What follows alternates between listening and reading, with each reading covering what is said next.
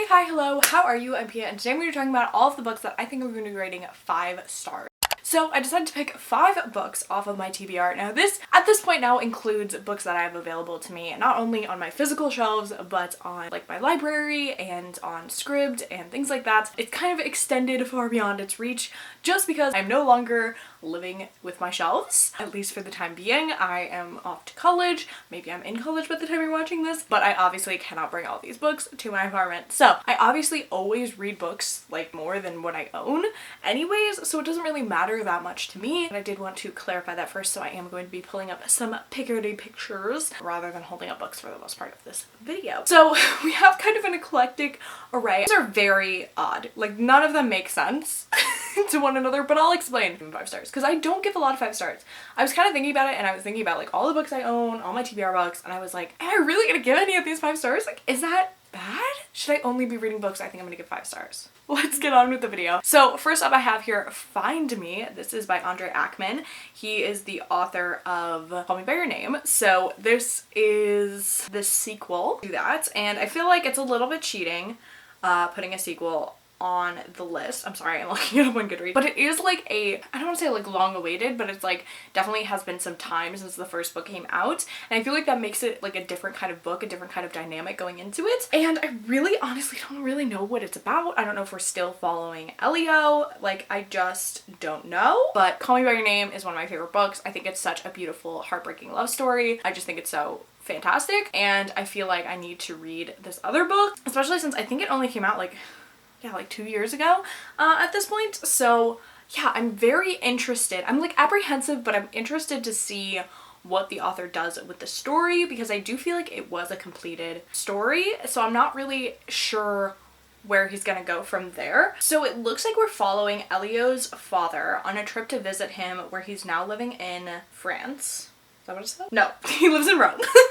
Gosh, I don't know. I'm like very confused by this synopsis. So it seems like we're not only following Elio and Oliver, but we are also following Sammy? I don't know. I have no, like literally like this is probably the first time I've read this synopsis. So I really have no idea, but I'm very excited for it, obviously. Next book that I think I'm gonna rate 5 stars is The Library of the Unwritten by A.J. Hackwitt. I just found out this is a series, which I had no idea. This seems like a book that's straight up my alley. I love things about magic and magical libraries, anything that has to do with kind of traveling between stories and things like that. I believe it has to do with like a sort of hell purgatory style thing where like unfinished books are on the shelf and you can travel into them, but like people escape from the book, so it's kind of like a prison. Like, now I just found out this is a series. I've only ever heard people talking about the first book, but it's a full-blown series. That 3rd book is actually coming out this November, so, but it just seems right up my alley. I love things like that that remind me of like Strange the Dreamer and Starless Sea. Like, those are like my favorite types of books with like scholars, and like I love like that kind of like multi-dimensional kind of stories, especially to dealing with like purgatory and things like that are really interesting to me. So I think I'm gonna like it. I think I'm gonna love it, actually. That's why it's on the list. Next up is The Invisible Life of Addie LaRue by Victoria Schwab. Everyone knows this book. Everyone loves this book. Have I read a Victoria Schwab book? I think I've read her middle grade. I have not read like a full-blown adult Victoria Schwab, or V.A. Schwab as she goes by in her adult novels, book. I think this might be a good place to start. I actually like gave my dad Vicious for one of his birthdays or Christmas or something, and he like really did not like that. And I've heard like a lot of different things about her different books, like people used to love them, like they were fan favorites, and now kind of more people recently are reading them and not having such a good time. I obviously still want to read like the Darker Shade of Magic series and it's called the Villain series.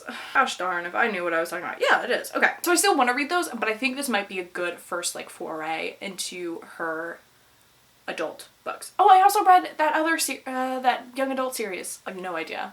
I didn't like it, but it doesn't matter.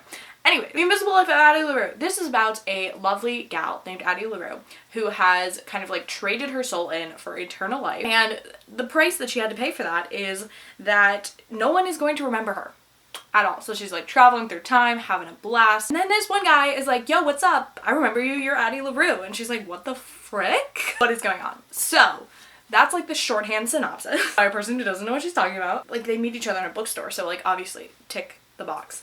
I don't know, it's like very vague, which I love, and it has not gotten anything but raving reviews. Like, I have not seen someone I trust dislike it. I'm like looking at people I follow on Goodreads, and yeah, it seems like this is the one, you know what I mean? Next up I have here One Great Lie by Deb Coletti. I recently read A Heart in the Body of the World. It may be my new favorite book of the year, like I have no idea, but I loved it so much. So I was looking through other books that Deb Coletti has written. It seems like there are like 3 main books that she's come out with recently. So we have A Heart in the Body of the World, Girl Unframed, and then this book, One Great Lie. And I was looking between Girl Unframed and One Great Lie, and I really do think this synopsis appeals a little bit more to me. The other one's more like a thriller, and I don't have the best luck with thrillers because I am annoying and I really predict them all, and I get annoyed when I do that. One Great Lie. What's it about? It is a atmospheric YA story of romance, mystery, power, and a young woman discovering her strength in a lush, sultry Venice, which, like, hello, yes please, like, je ne sais quoi.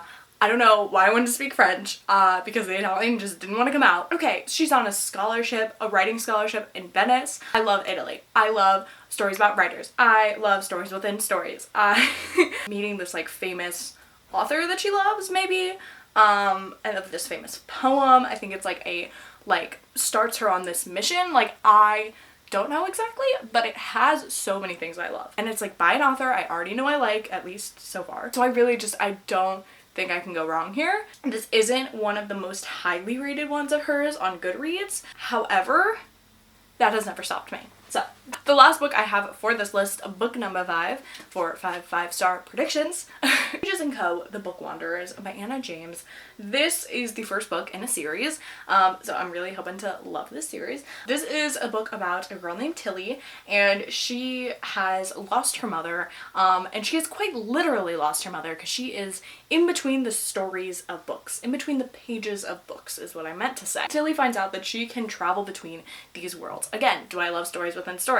Yes. And we meet some obviously amazing and iconic characters that we know and love. I think just in the first book here, we have Alice from Alice in Wonderland and Anne of Green Gables. So, you know I had to pick it up. It's at Anne of Green Gables. Like, I mean, I'm so excited. I think there's already 4 books in the series right now about her just traveling through these stories, going on quests. I don't know really what she's trying to accomplish, but I know at least in the first one, she's trying to find her mother, I believe, and just like the secrets and uncovering the mystery of that. But I'm so excited for this. We know I love a middle grade, and I've already established all the other things that this has that I adore in books. So, like, why would I not love it? I have no idea. Those are the books that I think I'm gonna rate 5 stars.